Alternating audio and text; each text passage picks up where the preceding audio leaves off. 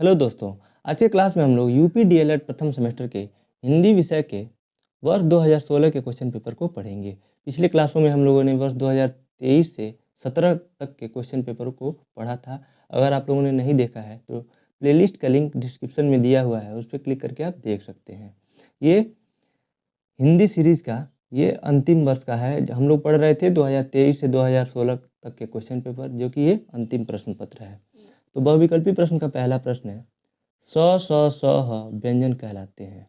तो स ह व्यंजन उस व्यंजन कहलाते हैं। इसका ऑप्शन ए सही उत्तर है। अंतस्थ व्यंजन किसे कहते हैं? य र ल व को। और संयुक्त व्यंजन स्र छ त्र ज्ञ और छत्री वाला छ को संयुक्त व्यंजन कहते हैं। प्रश्न के दूसरा है, अहि शब्द का अर्थ है। तो अहि का ऑप्शन ए है सर्प, बी है शार्दुल, सी है नृप और डी है भौरा। तो इसका जो सही उत्तर है ऑप्शन ए सर्प। अहि का अर्थ होता है सर्प। अब इसमें दिया हुआ है अन्य शब्द भी देखते हैं, इसका अर्थ क्या होता है। शार्दुल का अर्थ होता है सिंह, शेर या वनराज।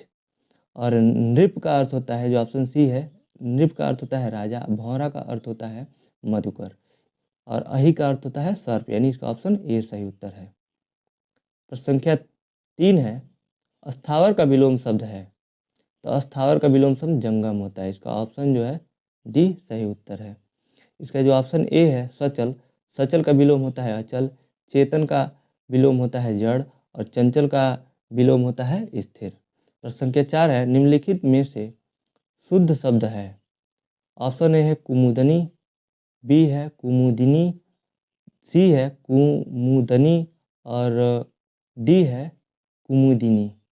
ये तो डी और देखिए बी और डी सेम है, तो यही सही उत्तर है बी। यहाँ पे आपको गलती से ये हो गया है, दोनों सेम नहीं होना चाहिए। इसमें कुछ ना कुछ डिफरेंस होगा। आपको पेपर में देगा तो दोनों सेम नहीं देगा। इसका ऑप्शन बी सही उत्तर है। प्रश्न संख्या 5 है, भाषा संसार का नादमय चित्र है, यह कथन किसका है? तो इसका ऑप्शन सी सही उत्तर है, सुमित्रा नंदन पंत।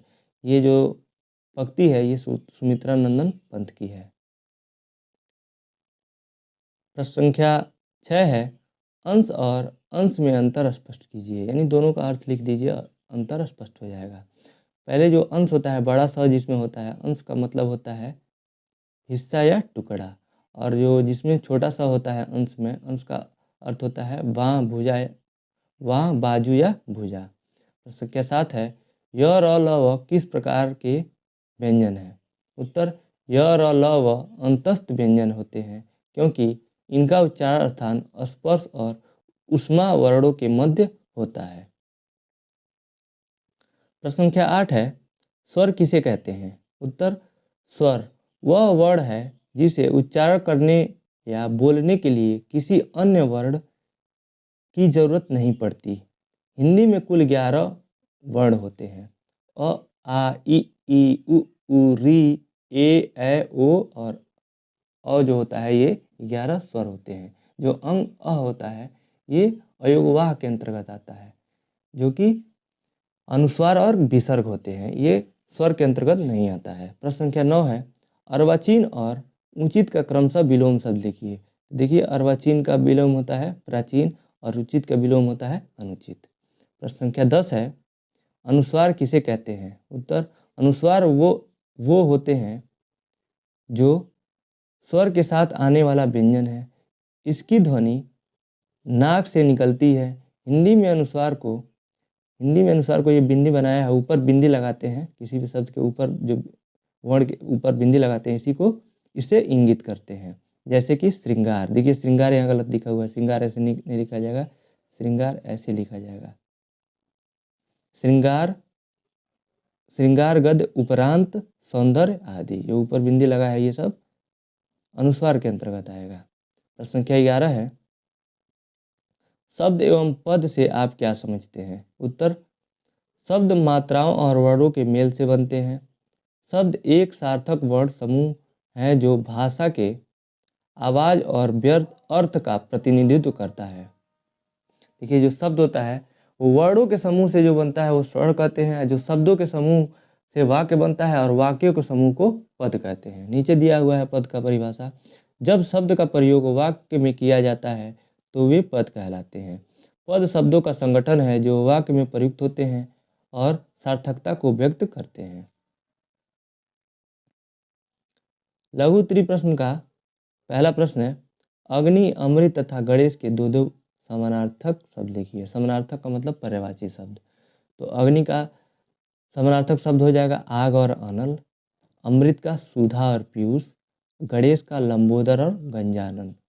गजानन होगा, गंजानन नहीं होगा, गजानन, बिंदी नहीं रहेगा। प्रश्न संख्या 13 है, अल्प विराम, अर्ध विराम, पूर्ण विराम, प्रश्नवाचक चिन्हों को एक एक उदाहरण देकर स्पष्ट कीजिए। देखिए फिर से विराम चिन्ह आ गया। विराम चिन्ह हर साल पूछा हुआ है अब तक, 2 नंबर या 4 नंबर में।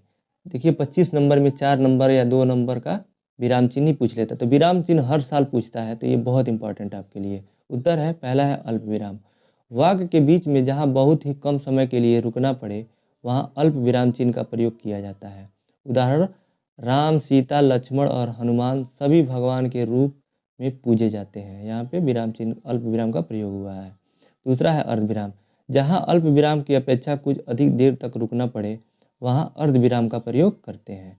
उदाहरण, सूर्यास्त हो गया, ललिमा का स्थान कालिमा ने ले लिया। लालिमा का स्थान कालिमा ने ले लिया। तीसरा है पूर्ण विराम।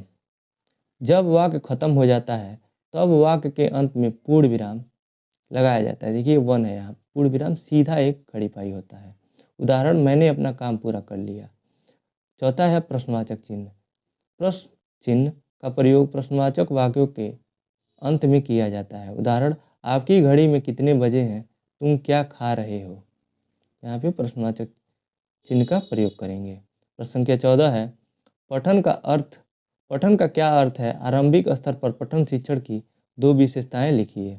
उत्तर, किसी पाठ को या पुस्तक के किसी भाग को सस्वर अथवा मौन रूप से पढ़ना पठन कहलाता है। पठन के समय के शब्दों को देखते हैं जिससे उनका अक्षर विन्यास शुद्ध होता है और शब्द भंडार में वृद्धि होती है। आरंभिक स्तर पर पठन शिक्षण की 2 विशेषताएं निम्न हैं। पहला है, यह वाचन का बड़ा महत्वपूर्ण अंग है। अभी तक केवल इसी के आधार पर ही यह निर्णय किया जाता था कि बालक वाचन क्रिया में कहाँ तक निपुण है। दूसरा है, जहाँ बालकों के लिए आवश्यक है कि वे शब्दों का ठीक ठीक उच्चारण जानें, वहीं यह भी आवश्यक है कि शब्दों को पढ़ते समय उन्हें अर्थ की प्रतीति भी होती जाए। प्रश्न संख्या 15 है, कविता शिक्षण के विशिष्ट उद्देश्य को लिखिए। उत्तर, कविता शिक्षण की विशिष्ट उद्देश्य निम्नलिखित है। यानी जो कविता पढ़ाया जाता है उसके उद्देश्य क्या है, बच्चों में क्या विकसित करने के लिए। इसका उत्तर है, पहला है कविता के द्वारा आनंद का वातावरण पैदा करना। दूसरा, कविता गाकर अभिनय द्वारा पेश करना। तीसरा, कविता के प्रति रुचि पैदा करना। चौथा विशेषता है, उद्देश्य है कविता का कंठस्थीकरण करना। पांचवा, कविता को रंगमंच के माध्यम से पेश करना। छठवां, विद्यार्थियों की कल्पना शक्ति को विकसित करना। सातवां, कवि की अनुभूति का ज्ञान कराना। आठवां, काव्य की विभिन्न विधाओं का ज्ञान प्रदान करना। और नौवां, भाव, गति, यति, लय, आरोह अवरोह एवं क्रमानुसार कविता वाचन की क्षमता प्रदान करना।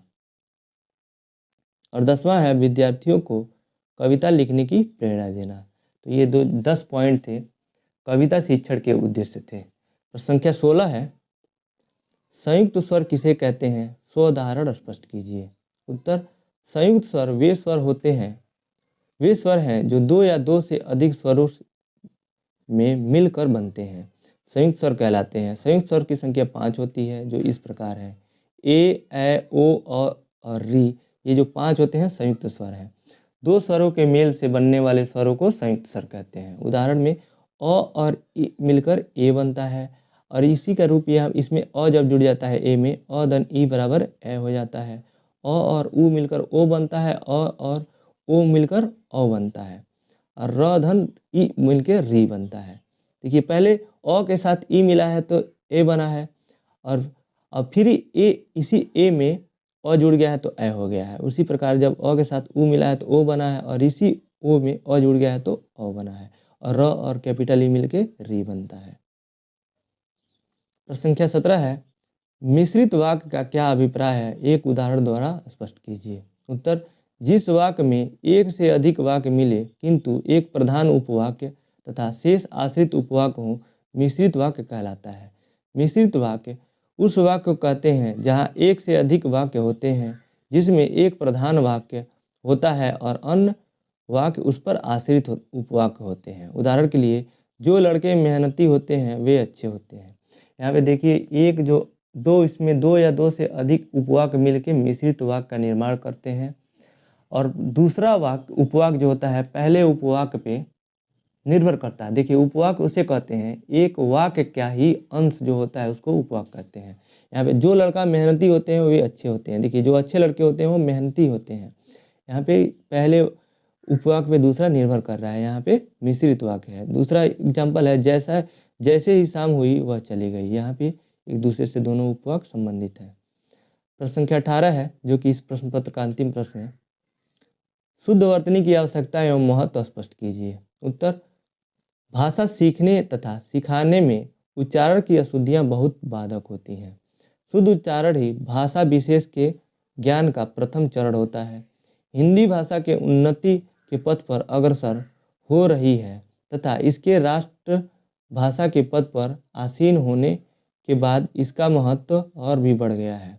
अतएव इसे शुद्ध, समृद्धि, सर्वप्रिय एवं सर्वसमृद्ध बनाने हेतु उच्चारण की शुद्धता की तरफ ध्यान देना परम आवश्यक है। शुद्ध वर्तनी का महत्व निम्न है। किसी भाषा की एक रूपता बनाए रखने, जनता के भाषा प्रयोग में आने वाली विकृतियों से बचने के लिए वर्तनी का प्रयोग अत्यंत महत्वपूर्ण है। इसका प्रयोग सभी के लिए अनिवार्य है। सही वर्तनी का अर्थ शब्दों में सही शब्द लिखना है। तो इसी के साथ आज का क्लास यहीं समाप्त होता है। आज का क्लास आपको कैसा लगा आप कमेंट बॉक्स में बताइएगा। अगर आपको अच्छा लगा तो इस वीडियो को लाइक कीजिए, शेयर कीजिए, और इस चैनल पे नए हैं तो चैनल को सब्सक्राइब कीजिए। इस वीडियो को देखने के लिए आपका बहुत बहुत धन्यवाद दोस्तों।